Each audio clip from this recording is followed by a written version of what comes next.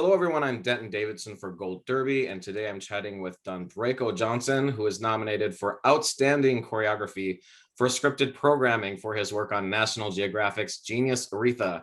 First of all, congratulations. How does it feel to be recognized for your work on this project? Oh my God, it feels amazing. Like literally that I don't even know the proper words to put together how excited I am to get nominated for this particular project. Like it couldn't have been a better project to get nominated on.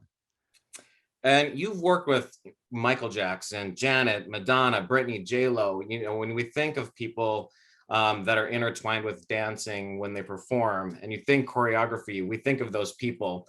What do you do differently when you're choreographing something for an Aretha Franklin project, who's really known mostly for her voice? Actually, it's so funny because for a particular project like this, dealing with somebody like Aretha, she wasn't necessarily a dancer, like you said, she was known for her voice, but you could tell that she had an eye and a respect for the movement and the dances because she may not have necessarily been doing a lot of Janet Jackson or Michael Jackson moves, but those background singers were always dancing and moving. Her band was always moving. So the voice was her, but everybody know, a great showman know the whole show is what matters. So it might not necessarily been her that was dancing so much, but everything around her moved. She just was in the middle of it, the heartbeat of the movement. And she still had, she was fluid. Yeah, she had her own way of movement in her own way while she was singing.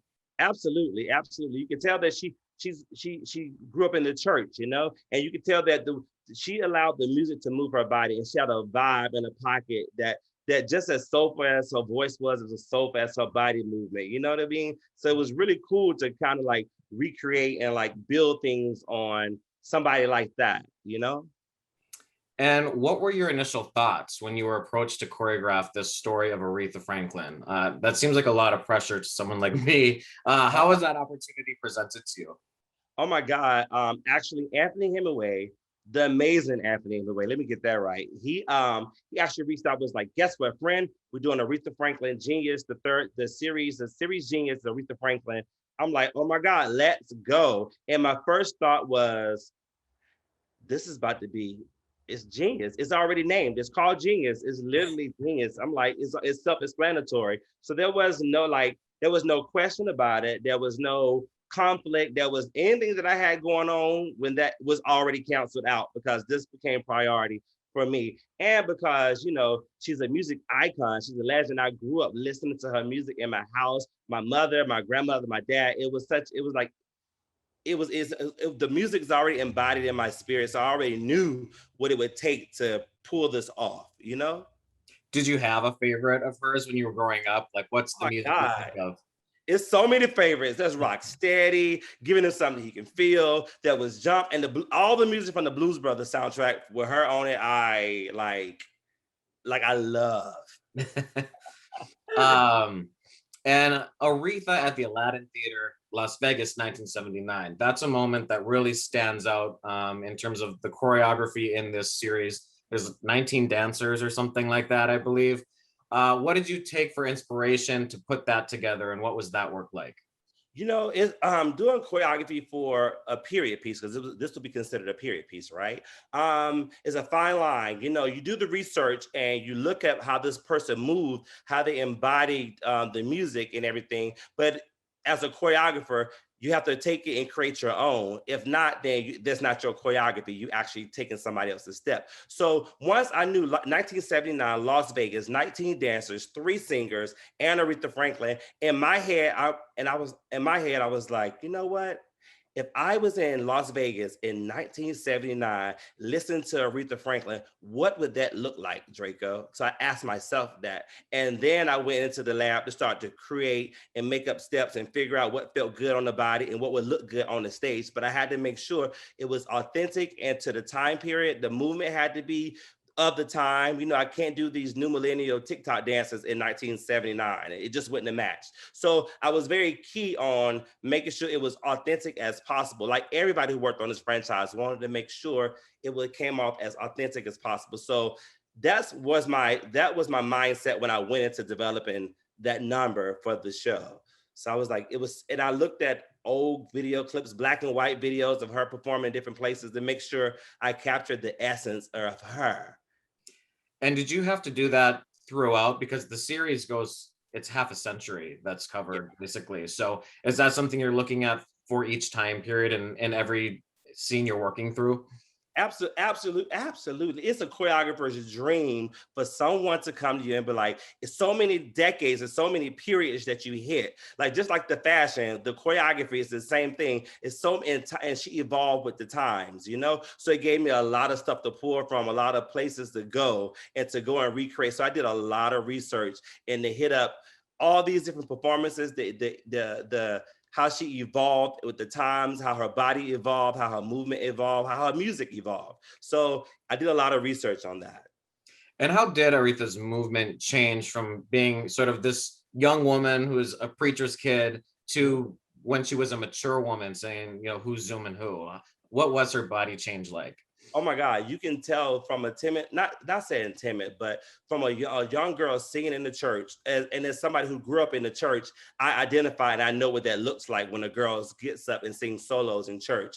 And so to watch her be there to find her own voice in the church and to go out and do another genre of music, there's a big gap in a lot of life experiences that help mold where the person's going, if that makes any sense, you know? So just watch her body and to watch the way she moved, to watch the way she would sing in the church and sing those songs with the choir and go out and be in the front without a choir with just some singers and a musician and a band and her piano. The body it has to evolve, you know, and age and life lessons. So with this show, you was able to witness all of that, and you was able to grow with her. And I was able to develop things as it moves forward. So it was truly a gift to be able to go in and do all these things on this show. Yeah, and her confidence and sexiness sort of changed Oh, too, like in the later years. yeah, all that. You got the more mature, the more she got out and, did her thing and start experiencing life, the more sexy and the way the body moved, the outfits were changing, the movement was changing, and the reason why I keep saying outfits, because whenever a woman like Aretha would perform, there was a lot of dresses, there's a lot of gowns, there's a lot of fit, there's a lot of tight stitched in. Miss Jennifer, our designer who styled her, me and Miss Jennifer would talk all the time. I'm like, what is she wearing? So I know how to make her body move, to make it look good on the camera. So it was a lot of back and forth with us. It was teamwork. Yeah.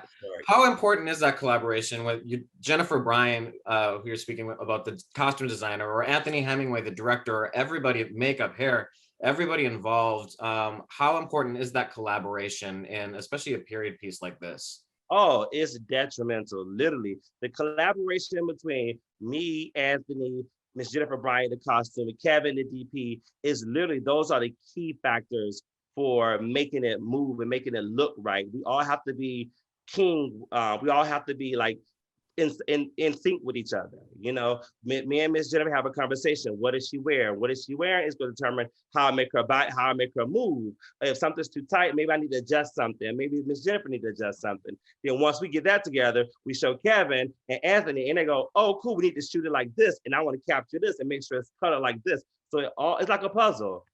Anthony Hemingway literally put together a gladiator squad to pull this off. We were all in sync, and it was such a joy to work with all of them. And let's talk a little bit about Cynthia Erivo, who's nominated for her performance as well. How was she to work with, and did she surprise you at all with her dancing? Oh my God, Cynthia, I love Cynthia Rivo. Let me tell you, I when I first met, me and her gave each other a big hug, and she welcomed me with open arms, and she was so open-minded, and she was also super smart. She knew what she was doing. She knew the research. She knew how Aretha moved. She knew these things. But the hard part for me was when me and Cynthia be in the room, when it's time for work, she's dead on it. She's hitting it. She's doing what she needs to do. But when the music goes off and she becomes Cynthia Rivo, then she's dancing, she's going in. And Cynthia's actually an amazing dancer, actually. She's probably one of the best actresses, artists, dancers that I've worked with. Like, I can probably give her anything and she will be able to do it. So my thing with her was not to give her too much, because she's going to do whatever you get, whatever I gave her, and she's great at it. So it's always hard to tell somebody who's an amazing dancer to calm it down a little bit, to make sure you sit in the pocket, to do all these certain things. But she was dead on. I would work with Cynthia Rivo any day. I love her. We had such a good time. And what was the most, I guess, challenging or difficult opportunity about working on a show like this? Because it's, you know, you've done plenty of performances with musical artists and film, but this is, you know, multiple episodes and longer than a lot of things. The most challenging would probably have, you know, we started this project before the pandemic, right?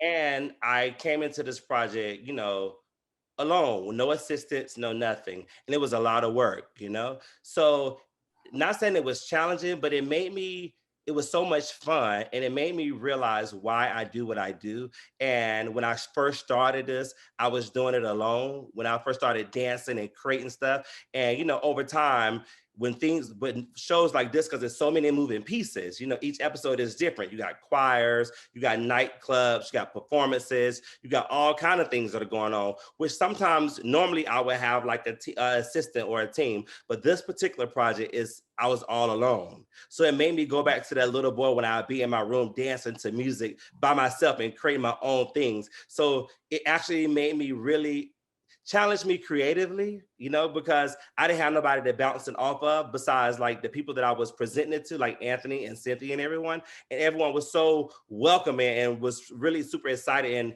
and loved what I was doing. So it made me really realize, like, I thought it was going to be challenging going into this alone with no assistant and nobody, and to be able to produce what came out made me be super proud. And to get nominated for something that I did all alone, it's just like,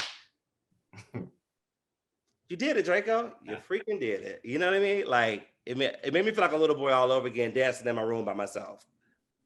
And that little Draco dancing by himself, who was your inspiration or role model that you looked up to as a performer or choreographer? Oh my God, there's so many. There's Debbie Allen, who I'm actually in the category nominated against. Right. Like, what are the odds with that? There, as a music artist, there was MC Hammer. He was dancing like, I was an MC Hammer fanatic. I was a TLC fanatic. I was a Janet and Michael fanatic growing up. All these people inspired me so much. And then what led you to this choreography for TV and film? That's a leap that's a big dream to fulfill. Yeah. Oh my God, especially coming from the South. I'm a Southern guy from a small town with a small population, Lancaster, South Carolina. Like, how am I going to get out of here as a little boy? And I would look outside and have all these like dreams of moving to getting out. I would look on TV and see New York, see all these taxis and all these things. And I would look outside my window and see trees and deers and rabbits. And I'm like, how am I going to get there? So in due time, who would have knew? Who would have thought? And now I'm here doing what I love, working with people that I absolutely adore and love, creating masterpieces like this. Like, I'm so ecstatic about this project and being nominated for it. Like, I don't even have any words for it. Well, Dondraico Johnson, good luck at the Emmys. I'm going to encourage our viewers watching this video to head over to goldderby.com to make your Emmy predictions, beat our top experts, and watch more interviews with top contenders like Draco here. Thanks so much for chatting with me about your great work on Genius Aretha. Thank you so much for having me.